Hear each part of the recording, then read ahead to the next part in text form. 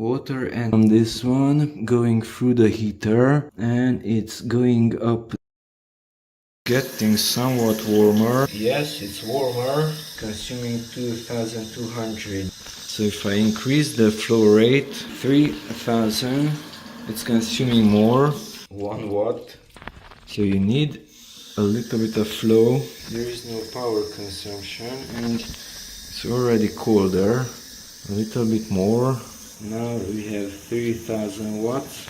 So it's kind of plug and play. So 30 is the minimum and 45 is the maximum. By releasing water, the consumption increases. By shutting off the water, it is automatically stopping.